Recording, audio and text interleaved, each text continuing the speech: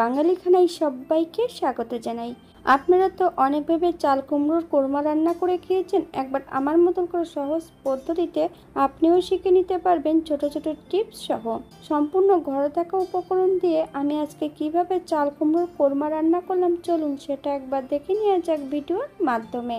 আশা করছি আজকের ভিডিওটি ভালো লাগবে। সকল বন্ধুদের কাছে অনুরোধ করছি সম্পূর্ণ ভিডিওটি দেখার। আগের থেকে এখানে আমি বেশ কিছুটা চাল কুমড়ো কেটে ধুয়ে পরিষ্কার করে রেখেছি। তবে চাল কুমড়োগুলো একটু বড় বড় সাইজে কেটে নিয়েছি। আপনারা আপনাদের পছন্দ মতন চাল কুমড়োটা কেটে নিতে পারেন। বাঙালি রান্না ঘরোয়া উপকরণ দিয়ে আপনাদের যদি রান্নাগুলো পছন্দ হয় তাহলে চ্যানেলটি সাবস্ক্রাইব করে দিয়ে পাশে থাকবেন। পাশে থাকা বেলটি বাজিয়ে দেবেন, নইলে নিত্য নতুন রান্নার নোটিফিকেশন পাবেন না। আমার এই চ্যানেলে আমিষ, নিরামিষ এবং বিভিন্ন ধরনের চাল কুমড়ো রেসিপি দেওয়া আছে। আপনাদের যদি পছন্দ হয় তাহলে চ্যানেলটি ঘুরে একবার দেখে নেবেন। একটা কড়াইতে আমি বেশ কিছুটা সর্ষের তেল অ্যাড করেছি। তেল গরম হওয়া পর্যন্ত অপেক্ষা করতে হবে।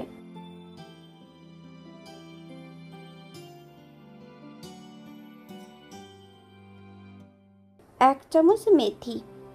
মেথি থেকে সুগন্ধ বেরোলে সম্পূর্ণ মেথিগুলো তেল থেকে ফেলে দিতে হবে। আপনারা এই মেথিগুলো ছাকনার মধ্যে করেও তেলের মধ্যে অ্যাড করতে পারেন।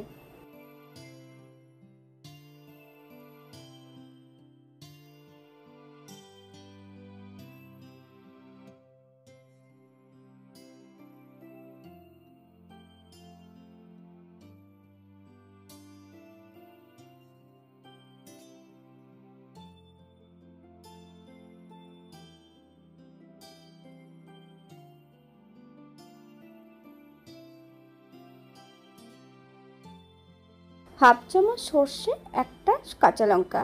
ফোড়ন থেকে সুগন্ধ বেরোলে সম্পূর্ণ কেটে রাখা চাল কুমড়োগুলো অ্যাড করব।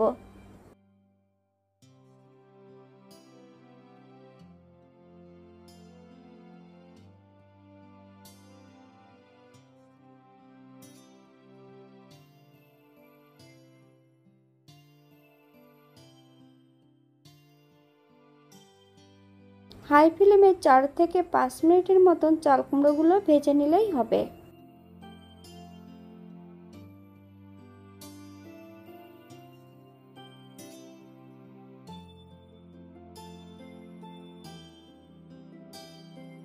হাফ চামচ লবণ, আপনার স্বাদ অনুসারে লবণটা অ্যাড করবেন।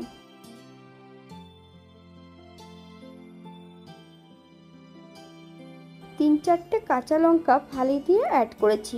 আপনারা যদি পছন্দ করেন তাহলে পরিমাণে বাড়িয়ে দিতে পারেন।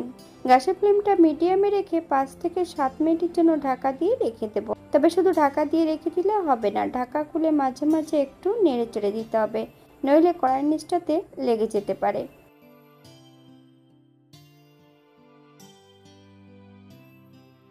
7 মিনিট পর এরপর একবার চেক করে নিতে হবে যে চাল কুমড়োগুলো সেদ্ধ হয়েছে কিনা। হাফ কাপ জল অ্যাড করব, তবে জলটা কিন্তু ঈষৎ উষ্ণ গরম হতে হবে।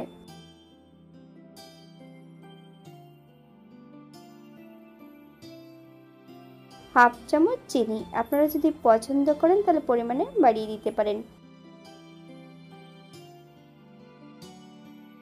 এখানে আমি 2 চামচ সর্ষে বাটা অ্যাড করব, তবে গ্যাসের ফ্লেমটা লোতে রেখে সর্ষে বাটাটা অ্যাড করতে হবে। 3 থেকে 4 মিনিটের মতন মিডিয়াম আঁচে রান্না করে নেব।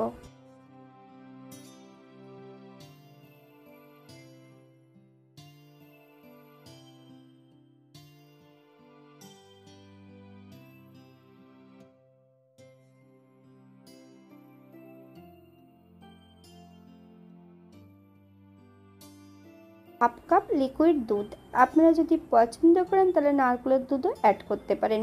2 থেকে 3 মিনিটের মতন হাই ফ্লেমে রান্না করে নিতে হবে।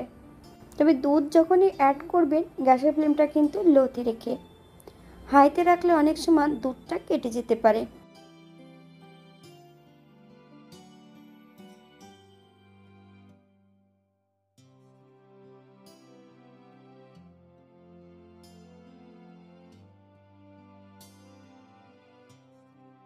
দু চামচ ঘি, আপনারা যদি পছন্দ করেন তাহলে পরিমাণে বাড়িয়ে দিতে পারেন।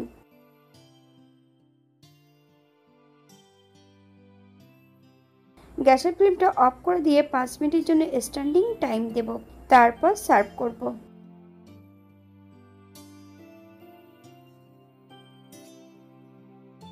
এটা দেখতে যেমন ভারী সুন্দর হয়েছিল, এটা গরম ভাতে, রুটি, পরোটা, লুচি সবকিছুর সঙ্গে অসম্ভব ভালো লাগবে। আপনারা বাড়িতে একবার একই পদ্ধতিতে বানিয়ে নেবেন।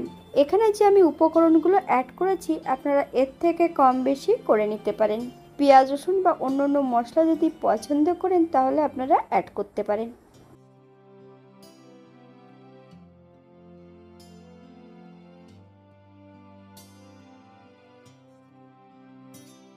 আজকের ভিডিওটি এই পর্যন্ত। সবাই সুস্থ থাকবেন, ভালো থাকবেন।